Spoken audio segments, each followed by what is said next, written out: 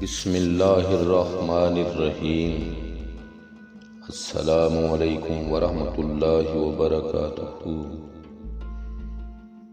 کریلے کی سبزی ہفتے میں 2-3 بار کھائیں تو اس سے موٹاپا و قبض دور اور چہرے کی جلد بھی صاف ہو جاتی ہے۔ کریلے کی سبزی شوگر کے مریضوں کے لیے بہترین غذا ہے کیونکہ اس میں انسولین قدرتی طور پر موجود ہوتی ہے۔ جن لوگوں کا مزاج بہت گرم ہو ان کے لیے مناسب ہے کہ وہ کریلوں میں ہرا دھنیا اور دہی ملا کر پکائیں۔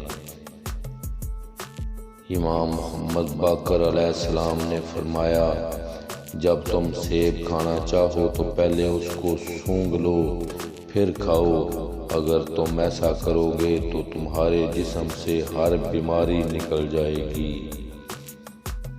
روغن بادام نیم گرم دودھ میں ملا کر پینے سے چکر آنا بند ہو جاتے ہیں، دماغی خشکی ختم ہو جاتی ہے، دماغی کمزوری ختم ہو جاتی ہے، بات بات پر غصہ آنا بند ہو جاتا ہے۔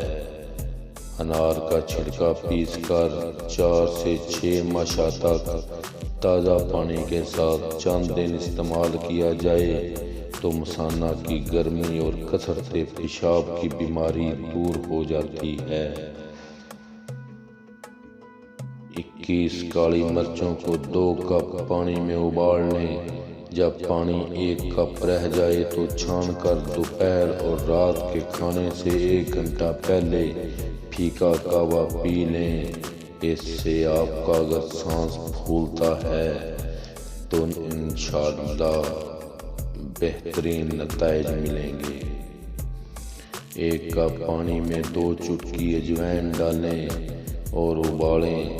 جب 4 حصوں میں سے 3 حصے پانی رہ جائے تو اس میں 1 چمچ شہد اور 1 چٹکی نمک ڈال کر یہ چائے استعمال کریں۔ خراب گلے کے لیے بہترین چائے ہے۔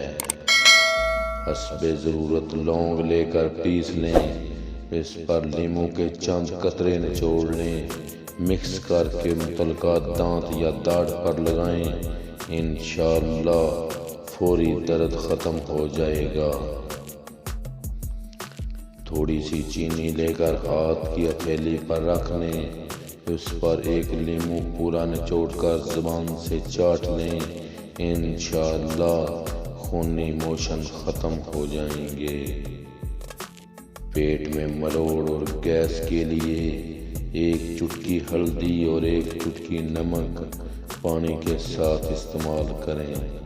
آخر میں تمام دوستوں سے گزارش ہے کہ ہمارے چینل کو لائک کریں، سبسکرائب کریں اور پلیز گھنٹی کا بٹن